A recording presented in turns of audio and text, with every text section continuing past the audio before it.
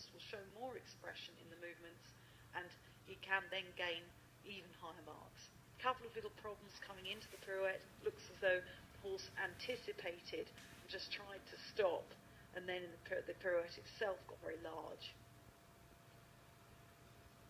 Peter's day 2 dressage, he went Friday, and you can just see in the weather the enormous difference. Yeah, then Friday we've got this black cloud, but the sun out. It's quite a sort of strange weather conditions. It's going to make for some very atmospheric photographs. Held very good balance and energy in that shoulder in and half pass sequence. A very good transition to walk. You see, there are obviously the slightly sort of flashier parts of the test, but actually you still get a mark out of 10 for that transition to walk and the transition to hold. And they're much easier to get, so it's really important that the riders focus on those details, as he obviously has from that very good hold and rein back, and pull in what we would refer to as the little marks. You know, the ones that are easier to get. It's very easy to focus always on the more difficult parts, whereas actually if you can make sure you're gaining high scores in all these small movements. For example, there is an entire mark for what he's about to do now, which is a medium walk for 12 metres.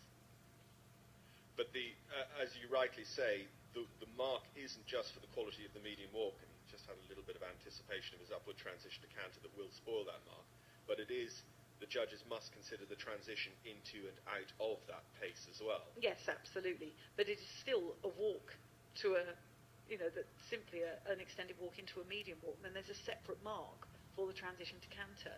So literally walking 12 metres can gain you the same mark as riding a flying change. So it's important to bear these things in mind.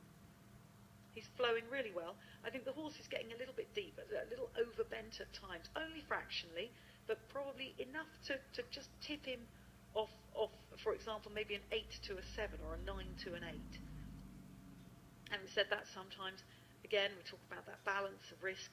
Sometimes the riders do that to keep a little more control and make sure that each movement comes off. If he can get the horse in a bit more uphill balance and taking the rein forward, and keep the good control he has now, he will get even higher marks.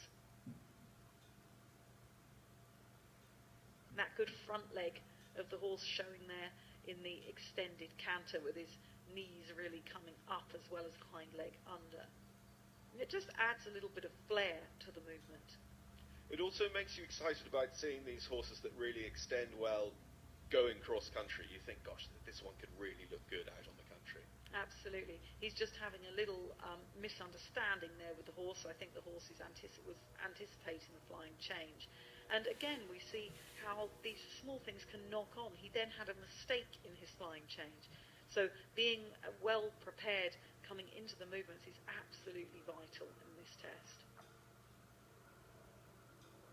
And it's quite relentless as well. There's not a lot of time to sit and rest on your laurels and ride something for a long time, and it's movement after movement after movement. Yeah, there's only one little bit of respite, which is actually in the latter stages just before the last 2 flying changes, where you canter from, I think it's E, all the way around to the diagonal. So there you can do something. Apart from that, no, it's, as you said, it's movement by movement, and you've got to be pretty quick in between to make sure the horse is in good balance.